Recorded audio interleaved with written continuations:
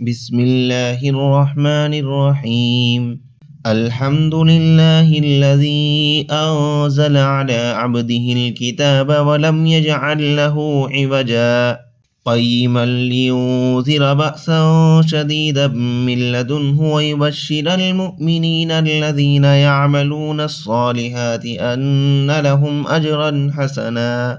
ماكثين فيه أبدا وينذر الذين قالوا اتخذ الله ولدا ما لهم به من علم ولا لآبائهم كبرت كلمة تخرج من أفواههم إن يقولون إلا كذبا فلعلك باخئ نفسك على آثارهم إن لم يؤمنوا بهذا الحديث أسفا إنا جعلنا ما على الأرض زينة لها لنبلوهم أيهم أحسن عملا وإنا لجاعلون ما عليها سعيدا جرزا أم حسبت أن أصحاب الكهف والرقيم كانوا من آياتنا عجبا إذ أوى الفتية إلى الكهف فقالوا ربنا آتنا من لدنك رحمة وهيئ لنا من أمرنا رشدا فضربنا على آذانهم في الكهف سنين عددا ثم بعثناهم لنعلم أي الحزبين أحصى لما لبثوا أمدا نحن نقص عليك نبأهم بالحق إنهم فتية آمنوا بربهم وزدناهم هدى وربطنا على قلوبهم إذ قاموا فقالوا ربنا رب السماوات والأرض لن ندعو من دونه إلها لقد قلنا إذا شططا هؤلاء قومنا اتخذوا من دونه آلهة لولا يأتون عليهم بسلطان بين فمن أظلم ممن افترى على الله كذبا وإذ اعتزلتموهم وما يعبدون إلا الله فأووا إلى الكهف ينشر لكم ربكم من رحمته ويهيئ لكم من أمركم مرفقا وترى الشمس إذا طلعت تزاور عن كهفهم ذات اليمين وإذا غربت تقرضهم ذات الشمال وهم في فجوة منه ذلك من آيات الله من يهد الله فهو المهتد ومن يضلل فلن تجد له وليا مرشدا وتحسبهم أيقاظا وهم رقود ونقلبهم ذات اليمين وذات الشمال وكلبهم باسط ذراعيه بالوصيد لو اطلعت عليهم لوليت منهم فرارا ولملئت منهم رعبا وكذلك بعثناهم ليتساءلوا بينهم قال قائل منهم كم لبثتم قالوا لبثنا يوما أو بعد يوم قالوا ربكم أعلم بما لبثتم فابعثوا أحدكم بورقكم هذه إلى المدينة فلينظر أيها أزكى طعاما فليأتكم برزق منه وليتلطف ولا يشعرن بكم أحدا إنهم إن يظهروا عليكم يرجموكم أو يعيدوكم في ملتهم ولن تفلحوا إذا أبدا وكذلك أعثرنا عليهم ليعلموا أن بعد الله حق وأن الساعة لا ريب فيها إذ يتنازعون بينهم أمرهم فقالوا ابنوا عليهم بنيانا ربهم أعلم بهم قال الذين غلبوا على أمرهم لنتخذن عليهم مسجدا سيقولون ثلاثة رابعهم كلبهم ويقولون خمسة سادسهم كلبهم رجما بالغيب ويقولون سبعة وثامنهم كلبهم قل ربي أعلم بعدتهم ما يعلمهم إلا قليل فلا تمار فيهم إلا مراء ظاهرا ولا تستفت فيهم منهم أحدا ولا تقولن لشيء إني فاعل ذلك غدا إلا أن يشاء الله واذكر ربك إذا نسيت وقل عسى أن يهديني ربي لأقرب من هذا رشدا ولبثوا في كهفهم 300 سنين وازدادوا 9. قل الله أعلم بما لبثوا له غيب السماوات والأرض أبصر به وأسمع ما لهم من دونه من ولي ولا يشرك في حكمه أحدا. واتل ما أوحي إليك من كتاب ربك لا مبدل لكلماته ولن تجد من دونه ملتحدا. واصبر نفسك مع الذين يدعون ربهم بالغداة والعشي يريدون وجهه ولا تعد عيناك عنهم تريد زينة الحياة الدنيا ولا تطع من أغفلنا قلبه عن ذكرنا واتبع هواه وكان أمره فرطا. وقل الحق من ربكم فمن شاء فليؤمن ومن شاء فليكفر إنا أعتدنا للظالمين نارا أحاط بهم سرادقها وإن يستغيثوا يغاثوا بماء كالمهل يشوي الوجوه بئس الشراب وساءت مرتفقا. إن الذين آمنوا وعملوا الصالحات إنا لا نضيع أجر من أحسن عملا أولئك لهم جنات عدن تجري من تحتهم الأنهار يحلون فيها من أساور من ذهب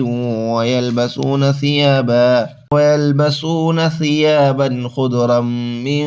سندس واستبرق متكئين فيها على الأرائك نعم الثواب وحسنت مرتفقا. واضرب لهم مثل الرجلين جعلنا لأحدهما جنتين من أعناب وحففناهما بنخل وجعلنا بينهما زرعا كلتا الجنتين آتت أكلها ولم تظلم منه شيئا وفجرنا خلالهما نهرا وكان له ثمر فقال لصاحبه وهو يحاوره أنا أكثر منك مالا وأعز نفرا ودخل جنته وهو ظالم لنفسه قال ما أظن أن تبيد هذه أبدا وما أظن الساعة قائمة ولئن رددت إلى ربي لأجدن خيرا منها منقلبا. قال له صاحبه وهو يحاوره أكفرت بالذي خلقك من تراب ثم من نطفة ثم سواك رجلا لكن هو الله ربي ولا أشرك بربي أحدا.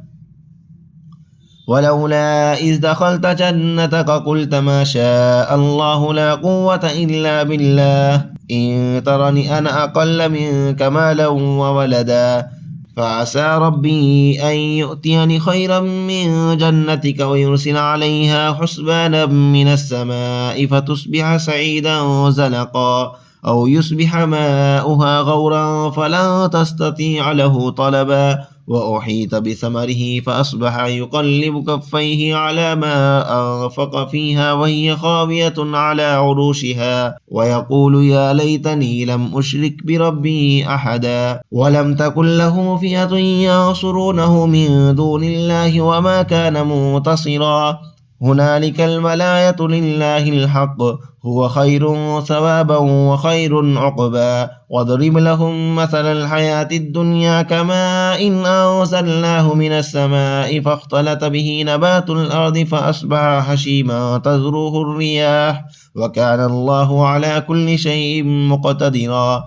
المال والبنون زينة الحياة الدنيا والباقيات الصالحات خير عند ربك ثوابا وخير أملا. ويوم نسير الجبال وترى الأرض بارزة وحشرناهم فلم نغادر منهم أحدا وعرضوا على ربك صفا لقد جئتمونا كما خلقناكم أول مرة بل زعمتم أن لن نجعل لكم موعدا. ووضع الكتاب فترى المجرمين مشفقين مما فيه ويقولون يا ويلتنا ما لهذا الكتاب لا يغادر صغيرة ولا كبيرة إلا أحصاها ووجدوا ما عملوا حاضرا ولا يظلم ربك أحدا. وإذ قلنا للملائكة اسجدوا لآدم فسجدوا إلا إبليس كان من الجن ففسق عن أمر ربه أفتتخذونه وذريته أولياء من دوني وهم لكم عدو بئس للظالمين بدلا ما أشهدتهم خلق السماوات والأرض ولا خلق أنفسهم وما كنت متخذ المضلين عددا ويوم يقول نادوا شركائي الذين زعمتم فدعوهم فلم يستجيبوا لهم وجعلنا بينهم موبقا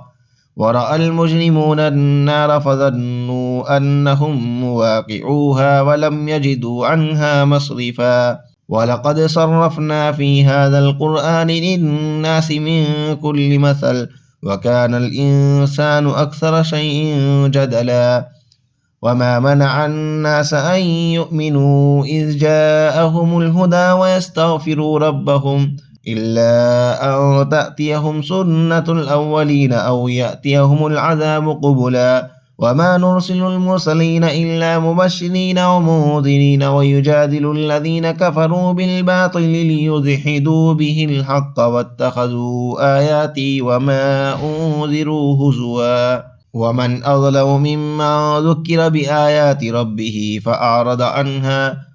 ونسي ما قدمت يداه إنا جعلنا على قلوبهم أكنة أن يفقهوه وفي آذانهم وقرا وإن تدعهم إلى الهدى فلن يهتدوا إذا أبدا وربك الغفور ذو الرحمة لو يؤاخذهم بما كسبوا لعجل لهم العذاب بل لهم موعد لن يجدوا من دونه موئلا وتلك القرى أهلكناهم لما ظلموا وجعلنا لمهلكهم موعدا وإذ قال موسى لفتاه لا أبرح حتى أبلغ مجمع البحرين أو أمضي حقبا فلما بلغا مجمع بينهما نسيا حوتهما فاتخذ سبيله في البحر سربا فلما جاوزا قال لفتاه آتنا غداءنا لقد لقينا من سفرنا هذا نصبا قال أرأيت إذ أوينا إلى الصخرة فإني نسيت الحوت وما أنسانيه إلا الشيطان أن أذكره واتخذ سبيله في البحر عجبا قال ذلك ما كنا نبغي فارتدا على آثارهما قصصا فوجدا عبدا من عبادنا آتيناه رحمة من عندنا وعلمناه من لدنا علما قال له موسى هل أتبعك على أن تعلمني مما علمت رشدا قال إنك لن تستطيع معي صبرا وكيف تصبر على ما لم تحط به خبرا قال ستجدني إن شاء الله صابرا ولا أعصي لك أمرا قال فإن اتبعتني فلا تسألني عن شيء حتى أحدث لك منه ذكرا فانطلقا حتى إذا ركبا في السفينة خرقها قال أخرقتها لتغرق أهلها لقد جئت شيئا إمرا قال ألم أقل إنك لن تستطيع معي صبرا قال لا تؤاخذني بما نسيت ولا ترهقني من أمري عسرا فانطلقا حتى إذا لقيا غلاما فقتله قال أقتلت نفسا زكية بغير نفس لقد جئت شيئا نكرا قال ألم أقل إنك لن تستطيع معي صبرا قال إن سألتك عن شيء بعدها فلا تصاحبني قد بلغت من لدني عذرا فانطلقا حتى إذا أتيا أهل قرية استطعما أهلها فأبوا أن يضيفوهما فوجدا فيها جدارا يريد أن ينقض فأقامه قال لو شئت لاتخذت عليه أجرا قال هذا فراق بيني وبينك سأنبئك بتأويل ما لم تستطع عليه صبرا أما السفينة فكانت لمساكين يعملون في البحر فأردت أن أعيبها وكان وراءهم ملك يأخذ كل سفينة غصبا وأما الغلام فكان أبواه مؤمنين فخشينا أن يرهقهما طغيانا وكفرا فأردنا أن يبدلهما ربهما خيرا منه زكاة وأقرب رحما وأما الجدار فكان لغلامين يتيمين في المدينة وكان تحته كنز لهما وكان أبوهما صالحا فأراد ربك أن يبلغا أشدهما ويستخرجا كنزهما رحمة من ربك وما فعلته عن أمري ذلك تأويل ما لم تستطع عليه صبرا ويسألونك عن ذي القرنين قل سأتلو عليكم منه ذكرا إنا مكنا له في الأرض وآتيناه من كل شيء سببا فأتبع سببا حتى إذا بلغ مغرب الشمس وجدها تغرو في عين حمئة ووجد عندها قوما قلنا يا ذا القرنين إما أن تعذب وإما أن تتخذ فيهم حسنا قال أما من ظلم فسوف نعذبه ثم يرد إلى ربه فيعذبه عذابا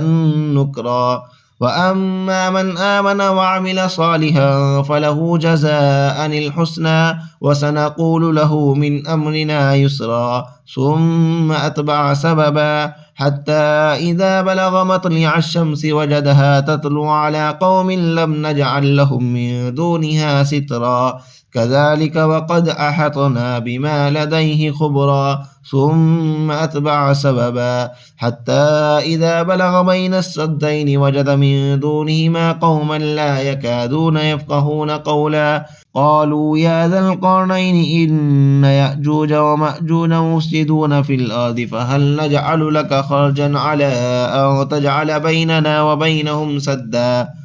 قال ما مكني فيه ربي خير فاعينوني بقوة أجعل بينكم وبينهم ردما آتوني زبر الحديد حتى إذا سابا بين الصدفين قال انفخوا حتى إذا جعله نارا قال آتوني أفرغ عليه قطرا فما استطاعوا أن يظهروه وما استطاعوا له نقبا قال هذا رحمة من ربي فإذا جاء وعد ربي جعله دكا وكان وعد ربي حقا وتركنا بعدهم يومئذ يموج في بعد ونفخ في الصور فجمعناهم جمعا وعرضنا جهنم يومئذ للكافرين عرضا الذين كانت أعينهم في غطاء عن ذكري وكانوا لا يستطيعون سمعا أفحسب الذين كفروا أن يتخذوا عبادي من دوني أولياء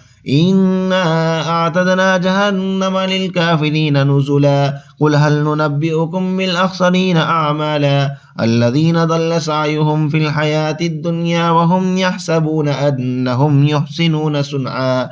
أولئك الذين كفروا بآيات ربهم ولقائه فحبطت أعمالهم فلا نقيم لهم يوم القيامة وزنا ذلك جزاؤهم جهنم بما كفروا واتخذوا آياتي ورسلي هزوا إن الذين آمنوا وعملوا الصالحات كانت لهم جنات الفردوس نزلا خالدين فيها لا يبغون عنها حولا قل لو كان البحر مدادا لكلمات ربي لنفد البحر قبل أن تنفد كلمات ربي ولو جئنا بمثله مددا قل إنما